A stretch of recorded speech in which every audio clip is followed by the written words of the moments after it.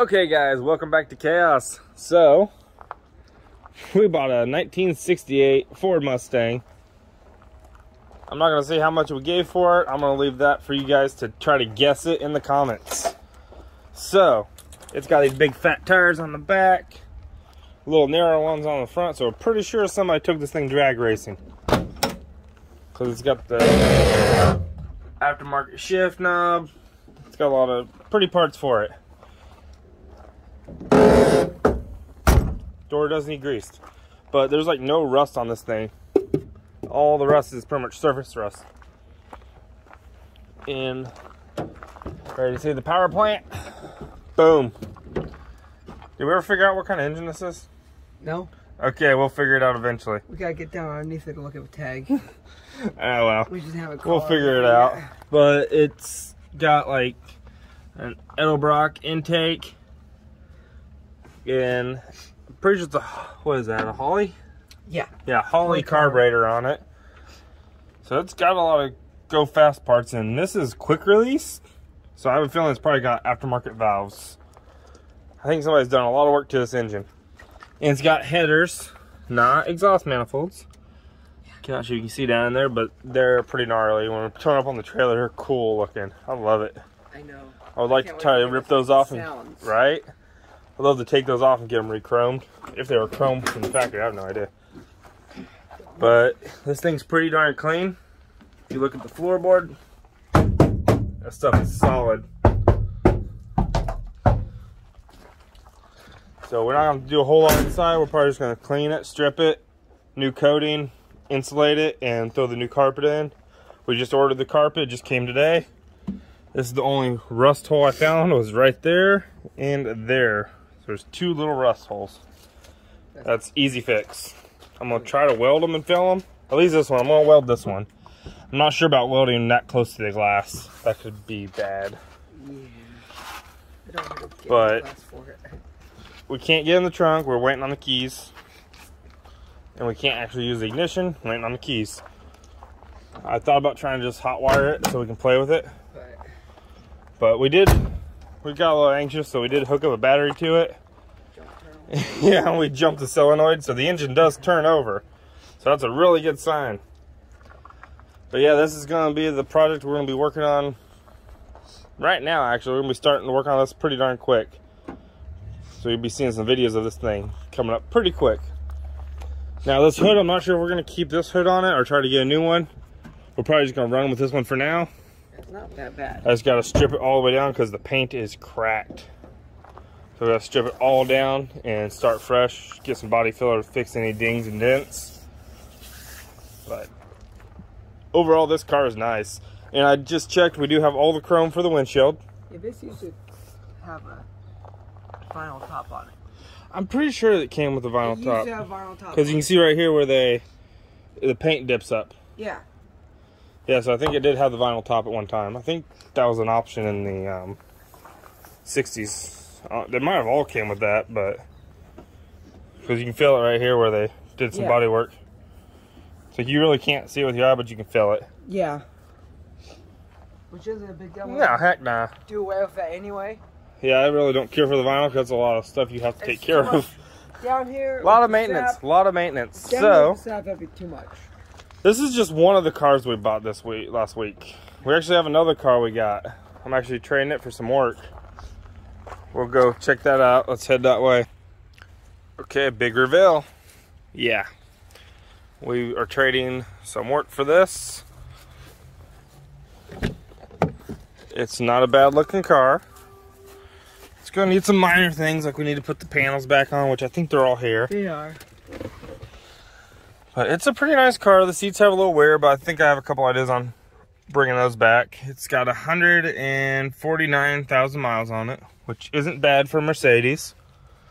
Got the key to it.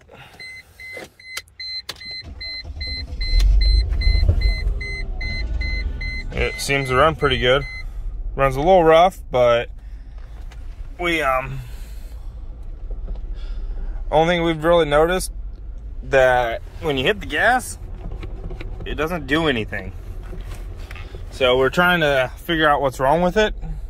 If anybody knows, please let us know. We're gonna try a couple things. Like something was like possibly it could be a little low on oil, which I checked the oil. It's okay, but it could use a little bit. We might go and top it off, and that could cause it to not have throttle. The other thing is the sensor that's right underneath the hood. Throttle positioning sensor, I think is what it's called. I think so. Don't hold me to that, but that's just what I think it's called. We went to pick apart and we got one of those, so we're gonna be throwing that on pretty quick and now tell us if that's what's wrong with it. But overall, it's a pretty nice little car. It's gonna need some cleaning. Not bad. But it's not too bad. No, I think we did good on this car. It's like, I was going to buy it for $500, but now they just want to trade for some work. So I was like, okay, $500 for a Mercedes still ain't bad. And we did find out that if you turn the car off and you put your foot on the throttle, like kind of hold it about halfway, or is it all the way down? I think it was all the way. All the way down? Okay, so you hold it all the way down and you start it. See? And now we have throttle again. So that's what's making us think it's the sensor. But it's pretty bizarre. I've never worked on Mercedes. I don't know much about Mercedes. I know there's a lot to them.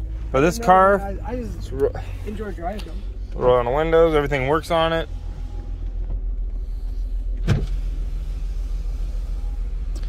It does say check engine. We already found out what that is. It's missing on one of the cylinders. I don't think that would cause the throttle pedal to act crazy, but it is a Mercedes. It is. We are going to fix that though. We're going to find out which cylinder it's missing on and replace the plugs and see if that fixes it. But we'll put it in gear reverse. You feel it shift, it bogs down a little bit. But Hold that while you drive it? yeah. Alright, so I'm going to show you a quick video of it driving.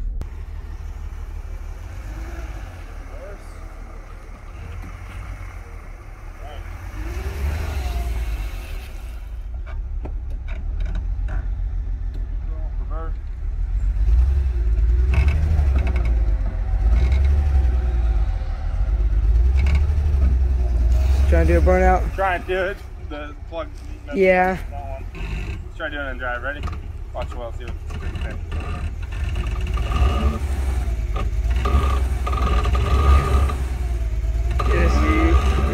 It's weak. It's not happy. Alright. I think once we fix the cylinders, figure out where it's misfiring, I think we'll be able to actually test this car out, but pop the hood, show you underneath it. And by the way, the pop the hood underneath these, it's a big red lever. Kind of weird. I've never seen that before. Not even on a newer Mercedes. Yeah. There she is, the little V6. It's like the coil pack's gonna be freaking easy to replace because you have 3 on this side and 3 right there. Now, right here's what we're gonna try to replace and see if that fixes the throttle. So we went ahead and got one of these from the junkyard, and we got like a couple little oddball parts. We checked the coil, all the, you see? It revs up just fine right now, but we're gonna check it out and see if that fixes it. We need to find out what kind of oil, and we're gonna top off the oil. First, should we top the oil off first before we replace the sensor? Let's do that. Let's do that. In case it is just oil. Alright, we're gonna pull up in the driveway and check it out. Alright, let's get to it. Okay, so we just got the new part on. It's actually really simple. It's a 2 10mm bolts, 1, 2, and then this little piece just pops right off. No issues. Just wiggle it and it pops off.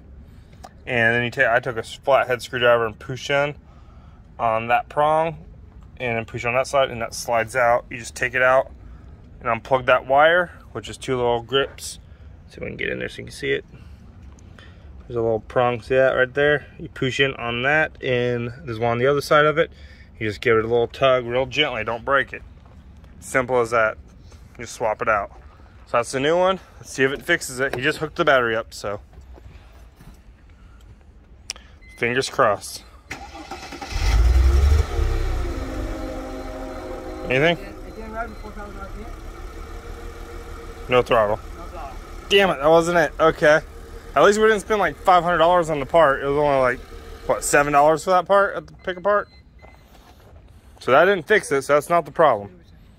Huh? When you replace that, you have to reset the... oh yeah, true. Try... Learn the idle or whatever. Yeah, let's reset it real quick. Alright, we're going to do a little research, figure out how to reset it, and see what it does. Oh, we'll also show you how to reset it too. Okay, so we tried topping off the oil. That didn't do anything. It's still acting like crap. So we're going to go ahead and replace the little sensor right here and see what it does. Let's get to it. Okay, so we just bypassed the sensors. We held it to the floor, revved it up so we could, and when we started it, and now the throttle's working, so we're going to do a test drive, see how everything's shifting, if everything's working okay. Here we go. It is misfiring on cylinder 4, so we went and bought plugs for it, and we got a sheet telling us the cylinder, so we're good now. And it is smooth. This is a rough train track. I barely felt that. I didn't feel it. So smooth. Alright, we're gonna pick up some speed right here. So let's hope that's not just shifted. Just shifted again. Okay. So it's pretty smooth. Okay, just shifted one more time. Should we have 4 speed if you want? Going almost 60. Oh yeah. Oh, just fine. Yeah, that's great. Slowing down a little bit for this curve. I do some brake work. I can feel let's see how it does on the curve. Ready? Oh yeah, it's hugging that corner. Watch ya. I see the bike.